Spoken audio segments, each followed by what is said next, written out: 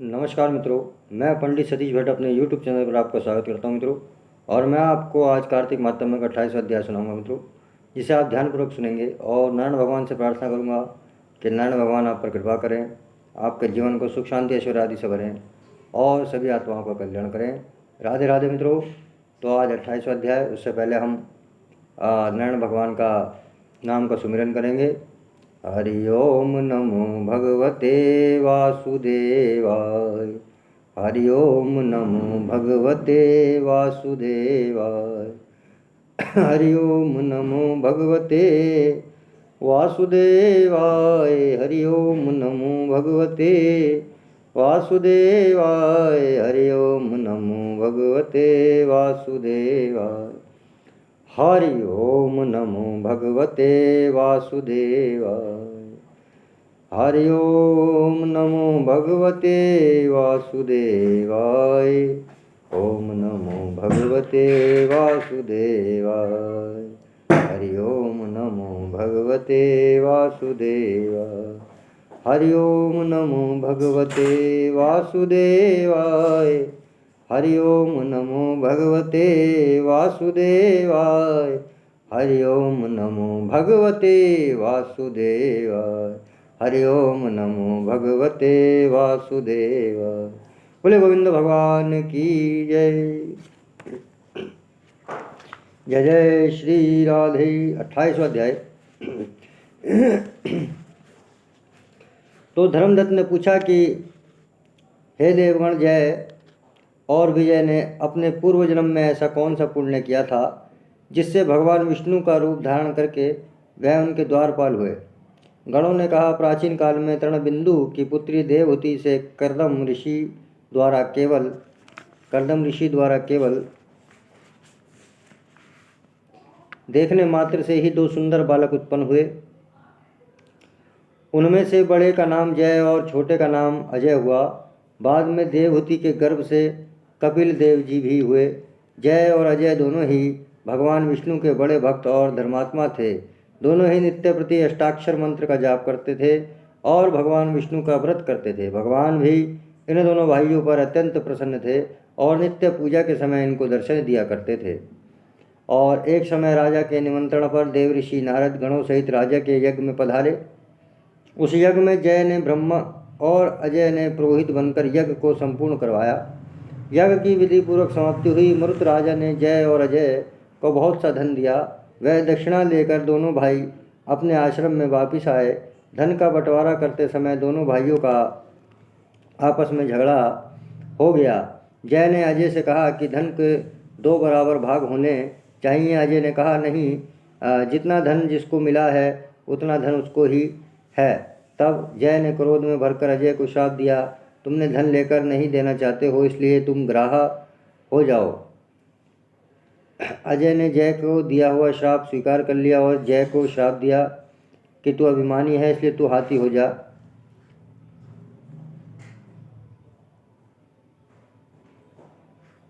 और जब नियम पूर्वक दोनों की पूजा के समय भगवान उनको दर्शन देने के लिए आए तो दोनों ने भगवान को श्राप मोचन का उपाय पूछा तो दोनों ने प्रभु से कहा कि हे देव, हम दोनों आपके भक्त हैं, मगर हम हाथी की योनि में कैसे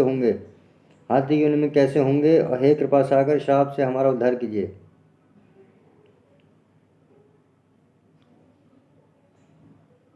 भगवान विष्णु ने कहा, मेरे भक्तों की वाणी कभी भी असत्य नहीं होगी, यमराज भी इसको अन्यथा नहीं कर सकते। पूर्व काल में मुझे भक्तराज प्रहलाद के कहने पर स्तंभ से प्रकट होना पड़ा था और राजा अम्बरीश के कहने पर 10 अवतार लेने पड़े थे। अतएव तुम दोनों अपने श्रापों को भोगकर फिर मेरे लोक को प्राप्त हो गए। इतना कहकर भगवान विष्णु अंतर्ध्यान हो गए। गणों ने कहा, तब वह दोनों गण की नदी के किनारे मगर और हाथी हुए। और वह दोनों गण की नदी के किनारे मगर और हाथी हुए। जाति स्मरण रहने के कारण इस योनि में भी भगवान विष्णु का व्रत नियम पूर्वक किया करते थे। एक दिन कार्तिक की पूर्णमासी को वह हाथी स्नान के लिए गंड की नदी में गया। तब पिछले जन्म का श्राप स्मरण करके मगर ने हाथी पकड़ लिया। मगर के पकड़े हुए हाथी ने भी भगवान विष्णु का स्मरण किया। फिर क्या था, तुरंत ही शंख चक्र गदा पद्मधारी भगवान ने अपने सुदर्शन चक्र द्वारा उन दोनों को, मगर और हाथी का उद्धार किया और उन दोनों को अपने जैसा रूप देकर भगवान उन्हें बैकुंठ में ले गए। बोले गोविंद भगवान की जय। उसी दिन से उस स्थान का नाम हरि क्षेत्र प्रसिद्ध है। चक्र के आघात से वहाँ के पत्थरों में भी चिन्ह बने हुए हैं। वह दोनों भी जय और अजय के नाम से आज तक संसार में प्रसिद्ध है। हे विप्र, आपने भगवान विष्णु के द्वारपालों के संबंध में जो प्रश्न किया था उसका विस्तृत उत्तर मैंने दे दिया। इसलिए हे द्विज, तुम भी ईर्ष्या और द्वेष को त्याग कर भगवान विष्णु का व्रत करो। जगत के प्रत्येक जीव को समदृष्टि से देखो। तुम तुला, मकर और मेष की संक्रांति में नित्य प्रति स्नान किया करो। एकादशी व्रत किया करो। तुलसी वन की रक्षा किया करो। गौ ब्राह्मण वैष्णवों की सेवा के लिए हर समय तैयार रहा करो। और व्रत करने वालों का व्रत करने वालों को मसूर, कांची, बैंगन के साग का कदापि प्रयोग नहीं करना चाहिए। हे धर्मदत्त, ऐसा करने पर तुम शरीर त्याग के पश्चात हम लोगों के समान गति पाओगे। भगवान विष्णु को प्रसन्न करने वाले इस व्रत के समान फल देने वाला तीर्थदान और यज्ञ दूसरा और कोई नहीं है। हे विप्र, तुम धन्य हो, क्योंकि तुमने विष्णु भगवान को प्रसन्न करने के लिए करने वाला व्रत किया है और जिसका आधा फल तुम इस कलह को दिया है। उसके फलस्वरूप हम कलह को वैकुंठ में लिए जा रहे हैं। नारद जी ने राजा पृथु से कहा, राजन, इस प्रकार धर्मदत्त को विष्णु भक्ति का उपदेश देकर कलह को साथ लेकर विष्णु के पार्षद वैकुंठ को चले गए। धर्मदत्त भी उनके आदेशानुसार भगवान विष्णु के व्रत में तल्लीन हो गया और फिर उसका देहांत हुआ तो अपनी दोनों स्त्रियों के साथ विष्णु लोक को गए। हे राजन, जो कोई भी प्राचीन काल के इस इतिहास को सुनता है और सुनाता है वह अंत में विष्णु लोक को प्राप्त हो जाता है। बोले गोविंद भगवान की जय। 29वां अध्याय। तो राजा पृथु ने कहा, हे नारद जी, आपने कृष्णा और वेणी नदी के तट पर बनिए और कलह ने इस प्रकार मुक्ति पाई, वह सारी कथा हमको सुनाई है। मैंने भली प्रकार सुनी है। देव ऋषि, यह कार्य उन दोनों नदियों के प्रभाव से हुआ था या इस क्षेत्र के प्रभाव से हुआ था? कृपा करके मुझे बताने की कृपा कीजिए, क्योंकि मुझे संदेह है। तो देव ऋषि नारद बोले, कृष्णा नदी साक्षात भगवान श्री कृष्णचंद्र महाराज का शरीर है और बेड़ी नाम वाली नदी भगवान शंकर का शरीर है। इन दोनों नदियों के संगम का महात्म्य यह स्थान पर बैठी है। श्री ब्रह्मा जी भी वर्णन करने में असमर्थ हैं और फिर भी चूंकि आपने पूछा है, अतः मैं आपको इनकी उत्पत्ति का वृतांत सुनाऊंगा। ध्यानपूर्वक सुने। ताक्षुक मनवंतर के आरंभ में श्री ब्रह्मा जी ने यह सहाय पर्वत के शिखर पर यज्ञ करने का निश्चय किया। वह सब देवताओं, भगवान विष्णु, भगवान शंकर और यज्ञ की सारी सामग्री लेकर उस पर्वत के शिखर पर गए। तब महर्षि भृगु आदि महर्षियों ने ब्रह्म मुहूर्त में उन्हें दीक्षा देने का विचार किया। इसके बाद उन्हें श्री ब्रह्म जी का पत्नी सुरा को बुलावा भेजा। वह बड़ी आहिस्ता आहिस्ता आ रही थी। इस बीच में श्री भृगु जी ने भगवान विष्णु ने पूछा कि हे प्रभु, आपने सुरा को शीघ्रता से बुलाया था, वह क्यों नहीं आई? यदि ब्रह्म मुहूर्त टल गया तो फिर दीक्षा का कार्य कैसे होगा? इस पर भगवान विष्णु ने कहा, यदि सुरा यथा समय यहाँ पर न आई तो आप गायत्री को ही स्त्री मानकर दीक्षा विधान कर दीजिएगा। क्या गायत्री पुण्य कर्म में ब्रह्मा जी की स्त्री नहीं हो सकती? नारद जी बोले, भगवान विष्णु ने भगवान शंकर की बात का समर्थन किया। यह बात सुनकर भृगु जी ने गायत्री को श्री ब्रह्मा जी की दाईं ओर बिठाकर दीक्षा विधान आरंभ कर दिया। श्री मंडल गायत्री को दीक्षा दे ही रहा था कि इतने में सुरा भी यज्ञ मंडप में आ पहुंची। श्री ब्रह्मा जी के पहलू में गायत्री को देखकर ईर्ष्या से क्रोध करके कहने लगी। सुरा ने कहा, जहाँ अपूज्य की पूजा होती है और पूज्यों की प्रतिष्ठा होती है, वहाँ पर दुर्भिक्षिक, मृत्यु तथा भय तीनों अवश्यमेव हुआ करते हैं। यह गायत्री जी श्री ब्रह्मा जी की दाईं ओर तथा मेरे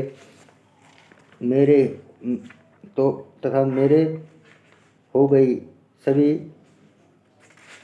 दाईं ओर स्थान पर बैठी है। यह अदृश्य बहने वाली नदी होगी।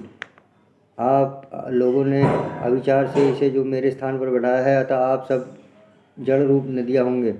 नारद जी ने महाराज पृथु से कहा, हे राजन, इस प्रकार सुरा के श्राप को सुनकर गायत्री मोह मारे क्रोध के लाल भुभका होकर अपने होंठ काटने लगी। देवताओं के मना करने पर भी उसने उठकर सुरा को श्राप दे डाला। गायत्री ने कहा, ब्रह्मा जी, जैसे तुम्हारे पति हैं वैसे ही मेरे भी पति हैं, तुमने व्यर्थ ही श्राप दिया है, अतः तुम भी नदी हो जाओ। नारद जी ने कहा। तब तो देवताओं में खलबली सी मच गई।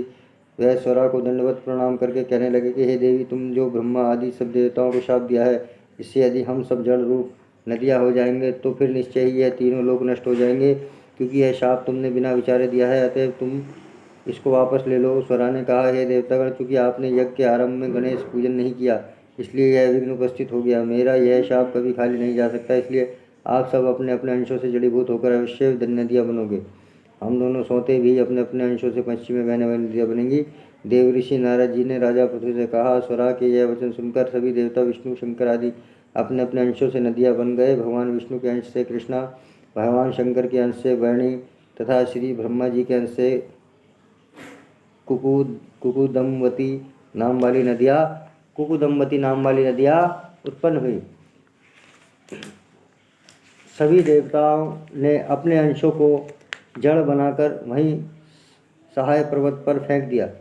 फिर उन लोगों के अंश अलग अलग नदियों के रूप में बहने लगे। देवताओं के अंशों से पूर्व वाहिनी तथा उनकी स्त्रियों के अंशों से सैकड़ों व हजारों की संख्या में पश्चिम वाहिनी नदियाँ उत्पन्न हो गई। गायत्री और सुरा दोनों पश्चिम वाहिनी नदियाँ होकर एक साथ बहने लगी। दोनों का नाम सावित्री पड़ा। श्री ब्रह्मा जी ने उस यज्ञ स्थल पर भगवान विष्णु और भगवान शंकर की स्थापना की। दोनों देवता महाबल तथा अतिबल के नाम से विख्यात हुए। हे राजन, कृष्ण और वेणी नदी की उत्पत्ति का वर्णन जो मनुष्य सुनेगा, उसको दर्शन व स्नान का फल प्राप्त होगा। बोले गोविंद भगवान की जय, बोले गोविंद भगवान की जय। जय जय श्री राधे। इसी प्रकार मित्रों 29वां अध्याय पूरा हुआ। तो इसी के साथ मित्रों ज्ञान मुद्रा लगाएंगे, ध्यान करेंगे, मेडिटेशन करेंगे, थोड़ी देर उस परमात्मा को याद करेंगे, परमपिता शिव परमात्मा को याद करेंगे मित्रों।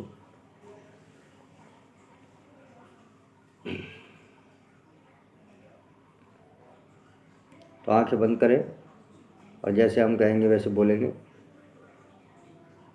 पहले 3 बार ओम मंत्र का उच्चारण करेंगे। पहले 3 बार आंखें बंद करके भ्रुकुटी के मध्य में ध्यान लगाना। इस जगह, ये वो जगह है मित्रों जहाँ से पूरा ब्रह्मांड देखा जाता है, जहाँ से सभी ऋषि मुनि तारागण देखे जाते हैं। सभी पूरा ब्रह्मांड यहाँ पे है, हमारे यहाँ पे। यह आत्मा का स्थान आज्ञा चक्र है। ये आज्ञा चक्र पे ध्यान लगाने से हमारे पाप कटते हैं, हमारी आत्मा की जो मलिनता है वो खत्म होती है, पवित्रता आती है और उस ब्रह्मांड के रहस्य खुलते हैं जिसे हम खुली आंखों से नहीं देख सकते मित्रों। तो इसे हम दिव्य नेत्र कहते हैं, शिव का तीसरा नेत्र कहते हैं। तो यहाँ ध्यान लगाएं। राधे राधे मित्रों।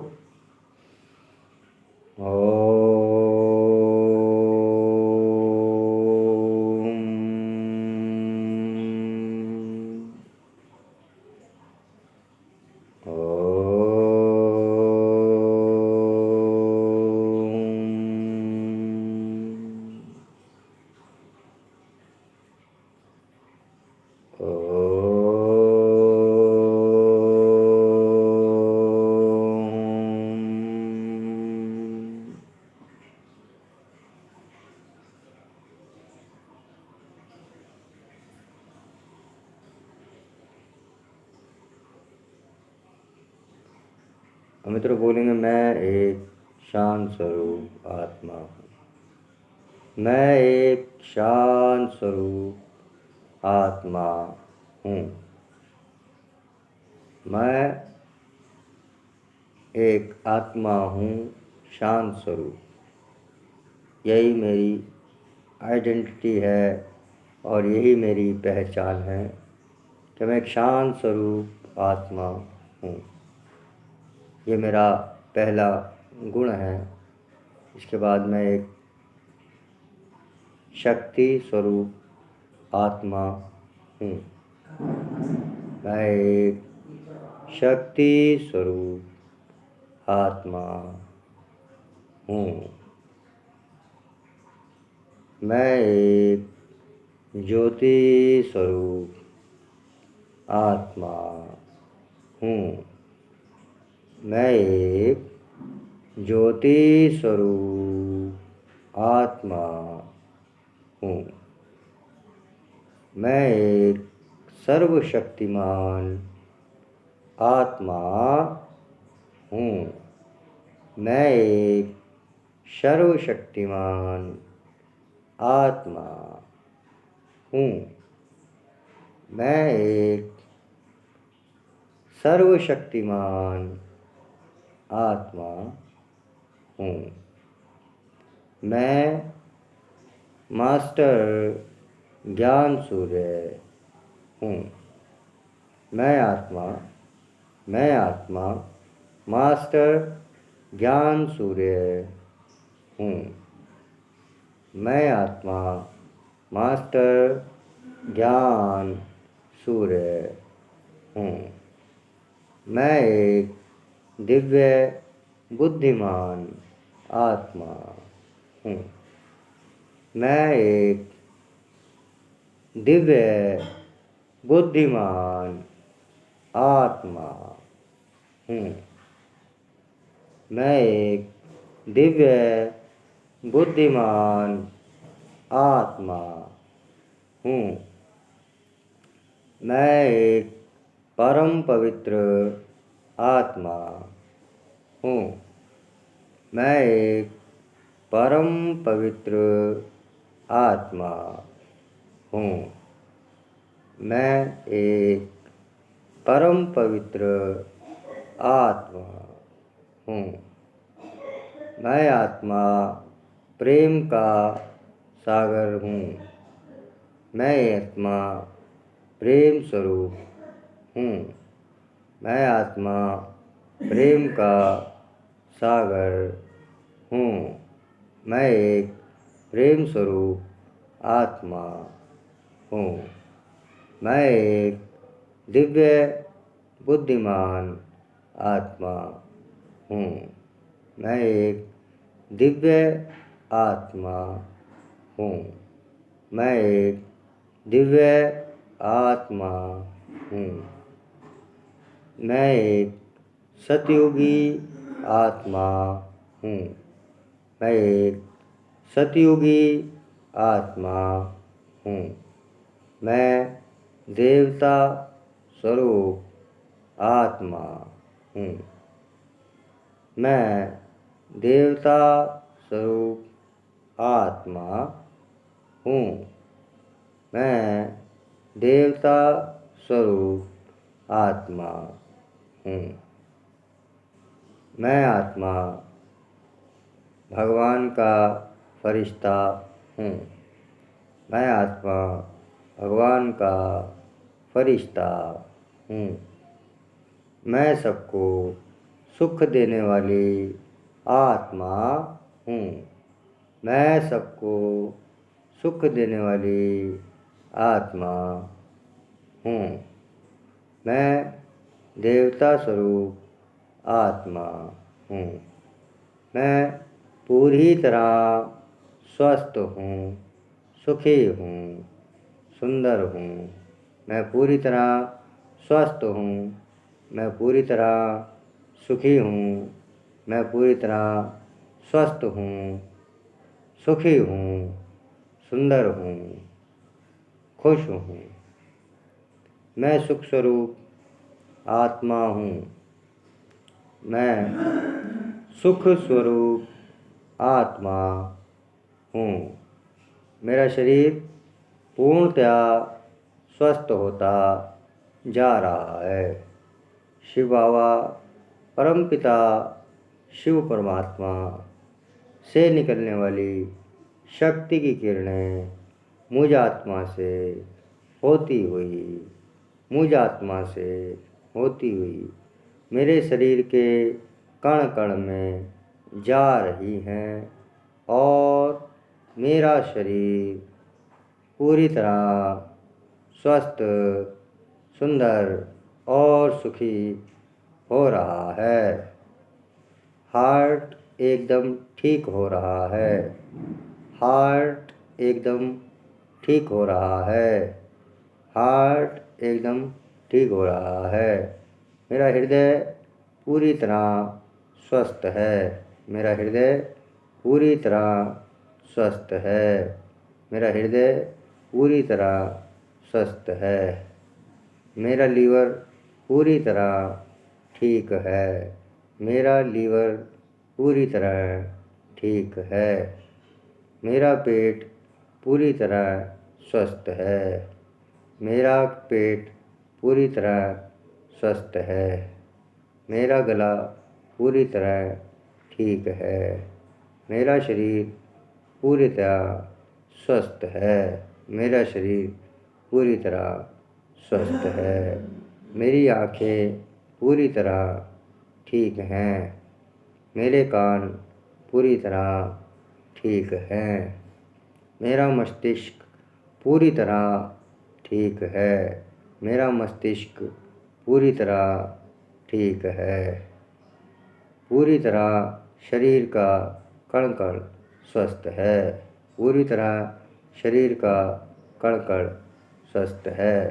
पूरी तरह शरीर का कण कण स्वस्थ है। मूलाधार चक्र एकदम ठीक हो चुका है। स्वादिष्ठान चक्र एकदम ठीक हो चुका है। हृदय चक्र एकदम ठीक हो चुका है। मणिपूरक चक्र एकदम ठीक हो चुका है। विशुद्धि चक्र एकदम ठीक हो चुका है। आज्ञा चक्र एकदम ठीक हो चुका है। सहस्त्रार चक्र एकदम ठीक हो चुका है। इंगला पिंगला सुषुम्ना तीनों नाड़ियाँ शुद्ध हो रही हैं। इंगला पिंगला सुषुम्ना तीनों नाड़ियाँ शुद्ध हो रही हैं। परमपिता शिव परमात्मा की कृपा से तीनों नाड़ियाँ शुद्ध हो रही हैं। शरीर भी स्वस्थ हो रहा है, सही हो रहा है। परमात्मा आपका धन्यवाद है। इस जीवन के लिए आपका धन्यवाद। जल के लिए आपका धन्यवाद। ज्ञान के लिए आपका धन्यवाद। शरीर के लिए आपका धन्यवाद।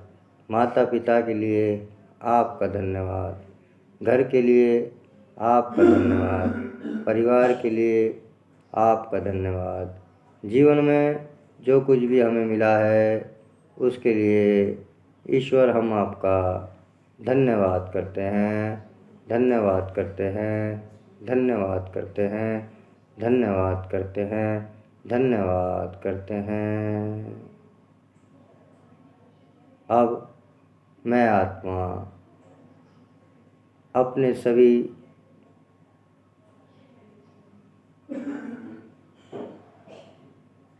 रिश्तेदारों से, परिवार वालों से क्षमा मांगती हूँ। अपनी किसी भी भूल के लिए मैं आत्मा सभी आत्माओं से क्षमा मांगती हूँ।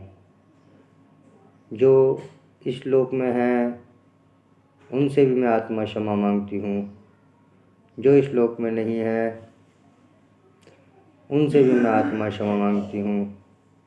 जो आत्माएं जीवित हैं उनसे भी मैं आत्मा क्षमा मांगती हूँ। जो शरीर छोड़ चुकी हैं उनसे भी मैं आत्मा क्षमा मांगती हूँ। परलोक में रहने वाली आत्मा से क्षमा मांगती हूँ। पृथ्वी लोक में रहने वाली आत्मा से क्षमा मांगती हूँ। पाताल लोक में रहने वाली आत्माओं से मैं आत्मा क्षमा मांगती हूँ। सभी आत्माओं से क्षमा मांगती हूँ। सभी आत्माओं से क्षमा मांगती हूँ। सभी आत्माओं से क्षमा मांगती हूँ। जाने अनजाने मैंने किसी का दिल दुखाया उसके लिए क्षमा मांगता हूँ। जाने अनजाने किसी के साथ गलत व्यवहार किया उसके लिए मैं आत्मा क्षमा मांगती हूँ। इस जन्म में या पिछले जन्म में मुझसे जो भी भूलें हुई उसके लिए मैं क्षमा मांगता हूँ। मैं आत्मा उसके लिए सभी आत्माओं से क्षमा प्रार्थी हूँ। क्षमा मांगती हूँ, क्षमा मांगती हूँ, क्षमा मांगती हूँ, क्षमा मांगती हूँ, क्षमा मांगती हूँ। मेरे सभी पितृ प्रसन्न हो चुके हैं। जो भी पितृ हैं, जो भी घर के देवता हैं, जो भी भूले बिसरे पितृ हैं, वो सभी प्रसन्न हो चुके हैं। मैं उनसे भी क्षमा मांगती हूँ और उनको भी क्षमा करती हूँ। मैं सभी आत्माओं से क्षमा मांगता हूँ। मैं आत्मा सभी आत्माओं से क्षमा मांगती हूँ। मैं आत्मा सभी आत्माओं को क्षमा करती हूँ। मैं आत्मा अपने पितृ आत्माओं से क्षमा मांगती हूँ। अपने पितरों को क्षमा करता हूँ। मैं सभी पितरों से क्षमा मांगता हूँ। मैं सभी पितरों को क्षमा करता हूँ। मैं सभी पितरों से क्षमा मांगती हूँ। मैं आत्मा सभी पितरों को क्षमा करती हूँ। मैं आत्मा सभी पितरों से क्षमा मांगती हूँ। मैं आत्मा सभी पितरों को क्षमा करती हूँ। जाने अनजाने में कोई भूल हुई हो उसके लिए क्षमा मांगती हूँ। क्षमा मांगती हूँ। क्षमा मांगती हूँ। मेरे सभी पितृ प्रकाश की ओर अग्रसर हो रहे हैं। परमपिता शिव परमात्मा के चरणों में पहुँच रहे हैं। प्रकाश के माध्यम से मेरे सभी पितृ परम धाम में पहुँच रहे हैं और शांति को प्राप्त हो रहे हैं। परमपिता परमेश्वर की कृपा से मेरे सभी पितृ मुक्त हो चुके हैं। मेरे सभी पितृ प्रकाश मार्ग से होते हुए परम धाम में पहुँच रहे हैं और शांति को प्राप्त हो रहे हैं। मेरे सभी पितृ परम प्रकाश से होते हुए परम धाम तक पहुँच रहे हैं और शांति को प्राप्त हो रहे हैं। मेरे सभी पितृ प्रकाश के माध्यम से परम धाम तक पहुँच रहे हैं और पूरी तरह से मुक्त हो रहे हैं, शांत हो रहे हैं। परमपिता शिव परमात्मा ने उस परम धाम में मेरे सभी पितरों को स्थान दे दिया है, जिसके लिए मैं उनका धन्यवाद करता हूँ। धन्यवाद करता हूँ। धन्यवाद करता हूँ। धन्यवाद करता हूँ। धन्यवाद करता हूँ। धन्यवाद करता हूँ। धन्यवाद करता हूँ। धन्यवाद करता हूँ। सबका भला हो। प्रेम से बोलो, सबका भला हो, सबका कल्याण हो, सबका भला हो, सबका कल्याण हो।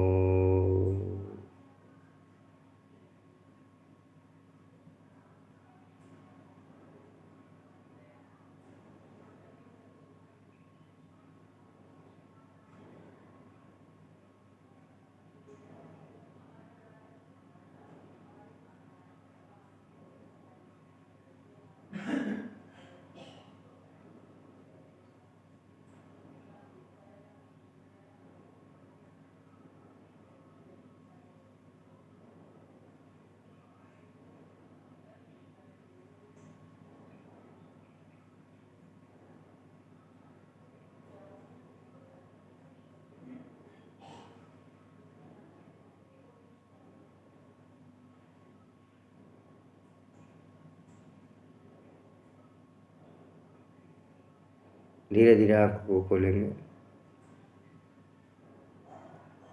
ओम शांति। सबका भला हो, सबका कल्याण हो। शिव नारायण भगवान की जय हो। राधे राधे मित्रों। तो मित्रों, इसी के साथ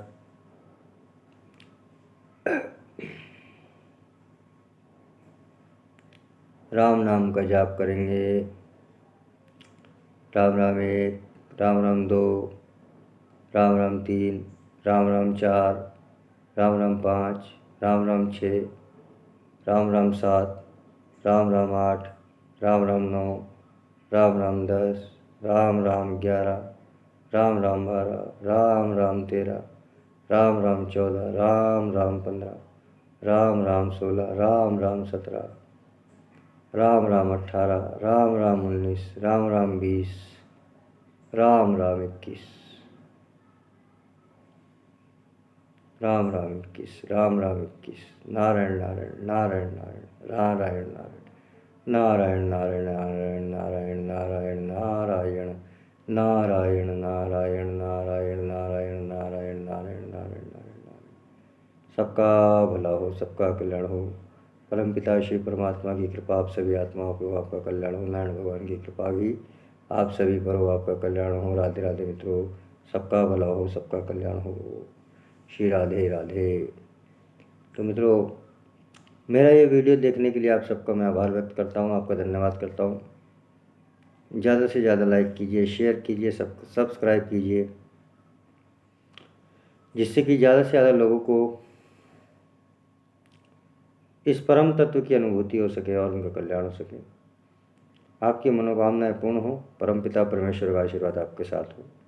बोले शिव परमात्मा की जय हो। बोले परमपिता शिव परमात्मा की जय हो। ज्योतिर्लिंग शिव परमात्मा की जय हो। राधे राधे मित्रों, धन्यवाद।